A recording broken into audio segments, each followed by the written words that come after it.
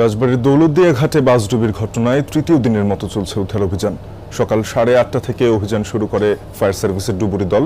এতে অংশ নিয়েছে কোস্টগার্ড, নৌবাহিনীর সদস্যরাও। পাশাপাশি নৌ পুলিশের স্পিড বোটে মাইকিং করা হচ্ছে যে কোনো মরদেহ দেখতে পেলে তাদের জানানোর জন্য।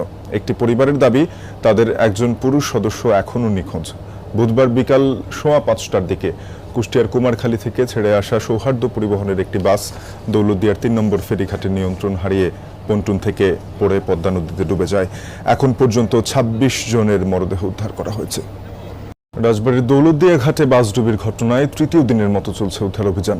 সকাল 8:30 থেকে অভিযান শুরু করে ফায়ার সার্ভিসের ডুবুরি দল। এতে অংশ নিয়েছে কোস্টগার্ড, নৌবাহিনীর সদস্যরাও। পাশাপাশি নৌ পুলিশের স্পিড বোটে মাইকিং করা হচ্ছে যে কোনো মরদেহ দেখতে পেলে তাদের জানানোর জন্য। একটি পরিবারের দাবি, তাদের একজন পুরুষ সদস্য এখনও নিখোঁজ। বুধবার বিকাল 5:15টার দিকে কুষ্টিয়ার কুমারখালী থেকে ছেড়ে আসা সৌহার্দ্য পরিবহনের একটি বাস দৌলতদিয়ার 3 নম্বর ফেরিঘাটে নিয়ন্ত্রণ হারিয়ে পন্টুন থেকে পড়ে পদ্মা নদীতে ডুবে যায়। এখন পর্যন্ত 26 জনের মরদেহ উদ্ধার করা হয়েছে।